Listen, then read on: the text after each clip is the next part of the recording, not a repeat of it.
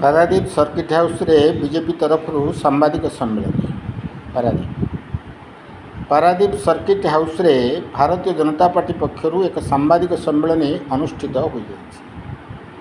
सम्मेलन में मुख्य अतिथि भाव भारतीय जनता पार्टी सभापति जगतसिंहपुर जिलार सत्यव्रत महापात्र जोगदे बेले पारादीप विधायक तथा शिल्प दक्षता विकास और वैषयिक शिक्षा मंत्री संपत चंद्र स्वाई,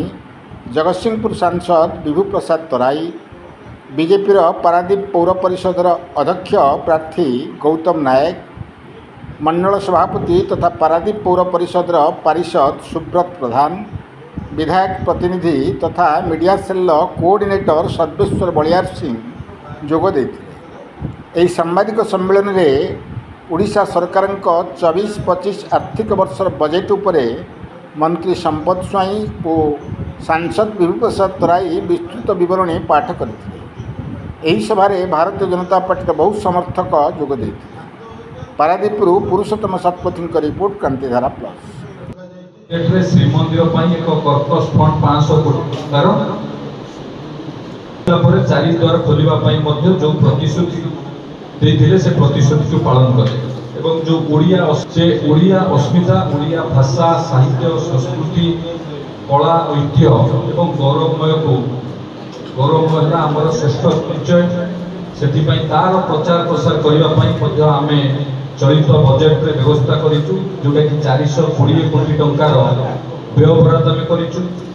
200 कोटी टंकार ओडिशा अस्मिता एक कर्पस पांठीर आम व्यवस्था कर कृषि उपरे आम राज्यर लोक मैंने 65% लोक कृषि उपरे निर्भरशील। आम कृषि 33,919 कोटी टंका आम सरकार बजेट करिछि, जहाँ गत वर्ष तुलन में पाखापाखि 36% अधिक आमर कृषि बजेट होइछि। पूर्व 2013 और 16 नवीन सरकार जितेबाला थे चाषी को 100 टंका बोनस बढ़ेबे 2 थर कहीकि प्रतिश्रुति दे कृषक मान को प्रतारणा देते, किंतु आम सरकार आसु आसु 800 टंका बोनस बढ़े धानर एमएसपी की 3100 टंका करेंगे एवं से भाव में समृद्ध कृषि योजना चाषी को आय को द्विगुणित करने 5,000 कोटी टंकार बजेट व्यवस्था कर। मुख्यमंत्री किसान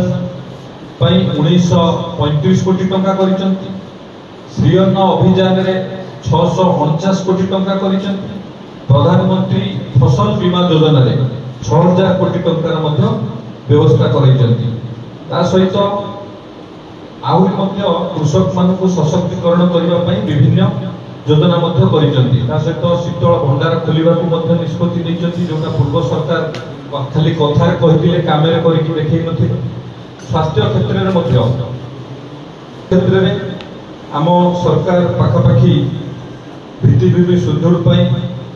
स्वास्थ्य सेवा जोगाई देवाई 21,200 कोटी टंका व्यय बराद कर,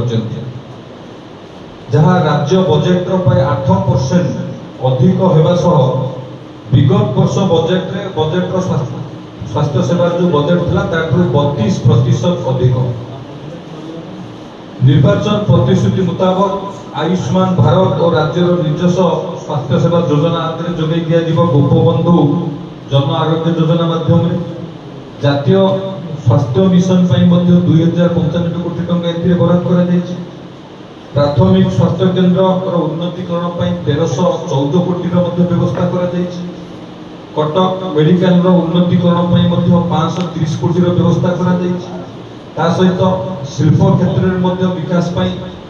विभिन्न प्रकार पदक्षेप हाथ को निम कि भाव में जो एमएसएमई क्लस्टर हम आगुरी 16टी थिला आम निष्पत्ति नहीं सबू जिले में कि भाव में इंडस्ट्रियल पार्क हम जमी अभाव कारण आम एथर पाखापाखि 11टी भली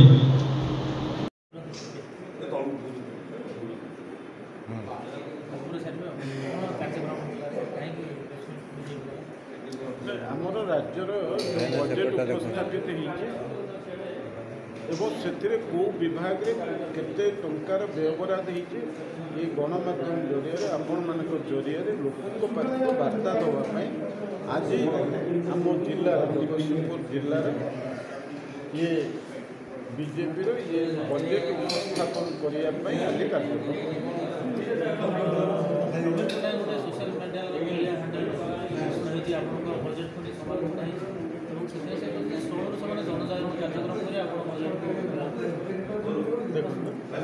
एपर्यंत बजेट से जी व्ययबराद करते गला वर्ष पर्यंत 2,30,000 कोटी टकर व्ययबराद करते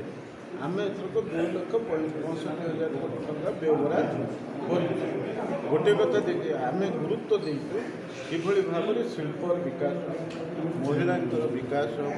शिक्षा क्षेत्र में विकास एवं गला वर्ष बजेट तुलन आम अधिक 35,000 कोटी टंकार व्ययबराद रखी बेले तांकर समालोचना करने कौन माने प्रासंगिकता नहीं कि अधिकार नहीं आम जाने 24 वर्ष धरिक एकछत्रवादी शासन चलते विशेष भाव में आपण मैंने देखिं जे 2000 मसीहा पर्यंत राज्यर ऋण भार 18,000 कोटी थिला एवं नवीन बाबू शासन गला बेलू 1,25,000 कोटी टंकार ऋण भार देकी राज्य मुंडे से गले तेणु से विजु जनता दल को वर्तमान किभली भाव में लोक मैंने परिवर्तन करने को चाहिए सरकार हटेले आम समस्ते तेणु वर्तमान सी जो औषध विकल्प ताटिया कामुड़ा कथा कहते से लोक ग्रहण करेंगे ना 45,000 कोटी टंकार ऋण कथा प्रसंग जो ऋण कथा ऋण तो से ये बजेट ऋणर कथा ये ऋणटा जिते राज्य मुंडे पकईकी गले ये सरकार को आसो सी तो ही चिंता कर तेणु ये प्रसंग को लोकों पाखक नेले ये प्रकृत में विष्ठा को घांटिले जो गंध बाहर से गंधटा विजेडी आड़ को जो भत्ता जो हूँ कथा आलोचना कि 80 वर्ष बेले 3,500 टका भत्ता पाइबे केमती कौन कथबार्ता जो 80 वर्ष पर लोक तो जीवित नथिले ना भत्ता ये पूर्व गोटे सरकार में 80 वर्ष ऊर्ध्व थी लोक अधिक टंका दि जाऊला और 500 टंका दि जाऊला 60 वर्ष तेणु आम चिंता करूँ जो मैंने निहाती असहाय हो गले अधिक दबा कथा और 60 वर्ष ऊर्ध्व जो मैंने अच्छा बार्धक्य पहुँची से परवर्ती अवस्था में अधिक अर्थ दिवार व्यवस्था करने आम सरकार चिंता कर महाप्रभु जगन्नाथ को आशीर्वाद भाग्य महाप्रभु महाप्रभु जगन्नाथ का आशीर्वाद राज्य में भाग्य निर्धारित करने मैंने समस्ते डबल इंजिन सरकार आनी एवं पूर्व सरकार आपण मैंने जानते आईन विशृंखला परिस्थिति बेरोजगार बढ़ी आपण देखुवे शिक्षा क्षेत्र हो स्वास्थ्य क्षेत्र हो सबुरे विपर्यस्त अवस्था थिला वर्तमान आम सरकार आमर प्रिय प्रधानमंत्री नरेंद्र मोदी जी नेतृत्व में सबका साथ सबका विकास सबका प्रयास सबका विश्वास करुवा सरकार सबू वर्गर लोक विकास एवं एक विकसित ओडिशा गठन करने लक्ष्य नहीं ये बजेट प्रस्तुत करा ये बजेट 2,65,000 कोटी टंकार बजेट है जो बजेट पूर्व बजेट ठारू 15% अधिक ए महिला मानू कृषक मानू गरीब मानू युवक मानू प्राधान्य दि जाए एवं सबु क्षेत्र किपरि विकास हम से ध्यान दि जाए आम सरकार कैबिनेट प्रथम कैबिनेट बैठक में श्रीमंदिर कर्पस पार्टी 500 कोटी टंकार व्यवस्था करिया अस्मिता 400 कोटी टंका व्ययबराद करने बेले ओडिया अस्मितार कर्पस फंड 200 कोटी टंकार व्यवस्था कर सबु वर्गर लोक मानकर विकास सेवा सहित सब क्षेत्र विकास आम सरकार प्रतिश्रुतिबद्ध एवं जहाँ संकल्प पत्र में आम कही निर्वाचन प्रतिश्रुति जहाँ पालन करने आम सरकार ये बजेट ये बजेट को प्रस्तुत करी आगामी दिन में 2036 सुधा ओडिशा को एक विकसित राज्य भाव गठन करने आम सरकार लक्ष्य गोटे प्रश्न कि नवीन पट्टनायक सोशल मीडिया हैंडल गोटे बजेट को लेकर समालोचना कर से करेंगे जनजागरण ଯାତ୍ରା ଏବଂ ତା ସହିତ 45,000 କୋଟି ଟଙ୍କାର ଋଣ ପ୍ରସଙ୍ଗ ମଧ୍ୟ ଉଠାଇଛନ୍ତି ବିଜେପି କାହିଁ ସେ ପ୍ରସଙ୍ଗରେ କିଛି ଚୁପ୍ ରହିଛି? ଦେଖନ୍ତୁ ପୂର୍ବ ମୁଖ୍ୟମନ୍ତ୍ରୀ ନବୀନ ପଟ୍ଟନାୟକ ତାଙ୍କର ସରକାରର ଯେଉଁ ନିଶା ସେ ହାଙ୍ଗଓଭର ଆଜି ଯାକେ ଯାଉନି ସେଥିପାଇଁ ବିଜୁ ଜନତା ଦଳ ଶୁଖିଲାରେ ତାଟିଆ କାମୁଡ଼ୁଛି। ଏ ସରକାର ଲୋକଙ୍କର ସରକାର, ଲୋକଙ୍କ ପାଇଁ ଲୋକାଭିମୁଖୀ ଯୋଜନା ଏ ସରକାର ସବୁ କରୁଛି, କିନ୍ତୁ ସେମାନେ ମିଛରେ ଡିଡିମା ପିଟୁଛନ୍ତି ଯେ ଆମ ସରକାର କେବଳ ଯୋଜନାର ନାଁ ଚେଞ୍ଜ କରିଛି। ଯୋଜନାର ନାଁ ବାସ୍ତବରେ ସେମାନେ କରୁଥିଲେ କେନ୍ଦ୍ର ସରକାର ଯୋଜନାକୁ, ସବୁ ଯୋଜନାକୁ ତାଙ୍କ ନାଁରେ ବିଜୁବାବୁଙ୍କ ନାମରେ ନାମିତ କରି ଲୋକମାନଙ୍କୁ ଭ୍ରମିତ କରୁଥିଲେ। ଆମ ସରକାର ଯୋଜନା ନାମ ଚେଞ୍ଜ କରୁନି, ଆମ ସରକାର ଲୋକଙ୍କ ପାଇଁ ଲୋକାଭିମୁଖୀ ଯୋଜନା କରୁଛି। ଲୋକମାନେ ତାଙ୍କୁ ପ୍ରତ୍ୟାଖ୍ୟାନ କରିସାରିଛନ୍ତି। ସେ ଯେତେ ଜନଜାଗରଣ ଯାତ୍ରା କଲେ, ଯାହା କଲେ ବି ଲୋକମାନେ ଓଡ଼ିଆ ଅସ୍ମିତା ବିପଦରେ ଥିବା କାରଣରୁ, ଓଡ଼ିଆ